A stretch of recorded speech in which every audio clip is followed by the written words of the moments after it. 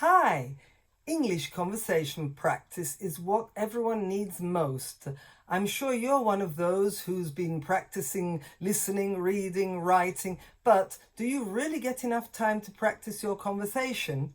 This video is for you to get tips on how to practice your English conversation. This is Susan Broder from Speak Languages and Travel the World, here to help you improve your English with minimum effort and maximum benefit. So, I'd like to give you 6 opportunities to practice your English conversation without necessarily having to go out into the world and meet someone who's a native speaker or go out on the street if you're actually living abroad. Just a way to do English conversation practice from home. 6 different ways. Tip 1. The first one is to look at the website speaklanguages.com. They propose English phrases divided into categories, into topics, and you can actually listen to the way the sentence is pronounced so that gives you the opportunity to repeat it with the same intonation, the same musicality, the same pronunciation as the actor who's reading it. Plus, if you need it, there's the translation. I personally don't like people to read the translation, but in a case of necessity, you have it. So, speaklanguages.com, if you listen and repeat exactly, you'll improve your language skills, your conversation skills. This is the first one. Tip 2.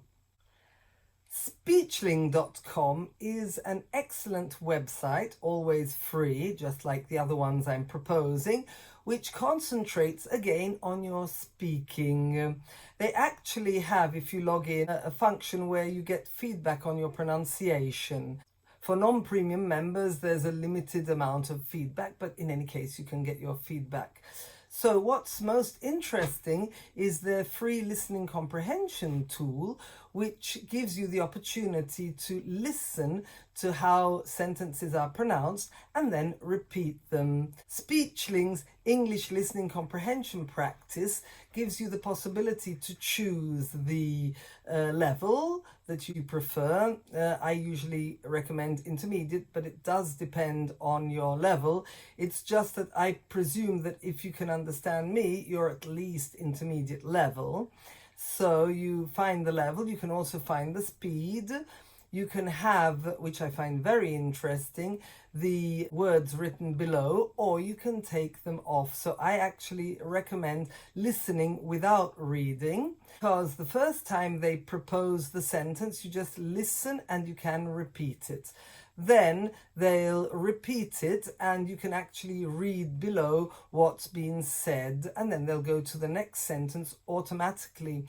The advantage of this over the previous website, speaklanguages.com, is that whilst in speechlanguages.com you need to click on every sentence individually, so you actually need to have time to sit down and do it, the ones of Speechling, you just find the level you want, the speed you want, and then you can also listen and repeat whilst driving your car. Let's say that you have to also decide what gap to put between one sentence and another. They give you this option to regulate the gap that leaves you enough time to repeat. But once you've regulated everything, it's excellent because you can just be driving along or doing your housework or whatever, and you can listen and repeat these sentences, which are totally random. They are not tied to topics. So that's the advantage of the speaklanguages.com one, the previous tip I gave you. That is divided into topics. This one is random, and it's actually very good because it gives you the present, the past, the future, all mixed. And I think that's very good to develop your skills and sentence pattern absorption, because if you listen to the different sentence patterns in the different tenses, you'll pick up the grammar automatically, and that's the whole idea: listening, repeating, and learning the grammar in context. So that was tip number 2. Tip 3. BreakingEnglish.com is an excellent website which proposes news quite up-to-date news, and in reality it has many possibilities. It's an excellent resource for reading, for listening, and all kinds of other activities. But the one I'd like to propose to you today is connected to speaking. So you can choose whichever article you like, you click it, after which they have all the various options, including 5 speeds of speed reading. Train your speaking muscles. That's what it's all about. So I'd like you to go onto this website and see if there are some articles that interest you, and occasionally practice speed reading. Tip number 4. Now, if you find an article on some other website that you're particularly interested in and you'd like to also try speed reading it, there is a teleprompter which you can paste it into. So you copy the article, or I think even the URL, and you paste it into this teleprompter, which I'll give you all the links in the description below, so you can find all the links to these websites I'm mentioning all in one place. If you paste it into the teleprompter, it will then again regulate the speed as you prefer, and you can speed read it.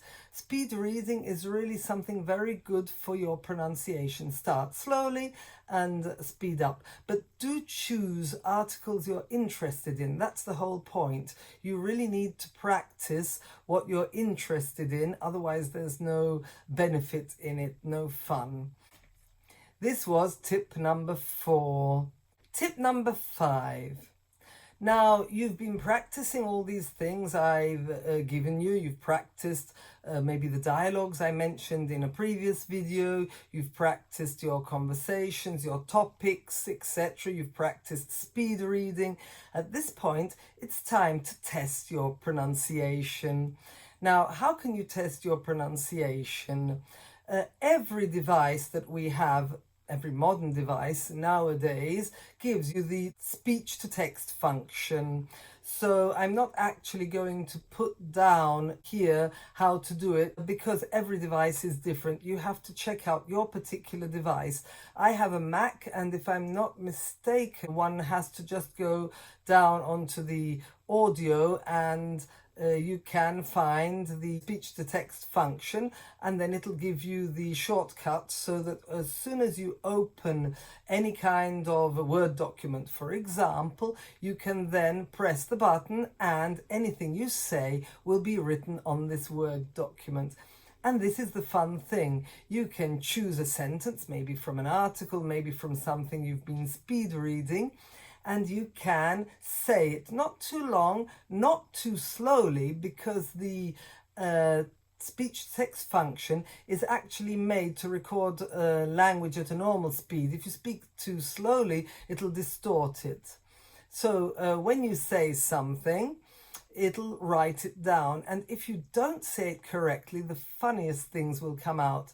I tested it with some students of mine. I would say a sentence and it would write it perfectly.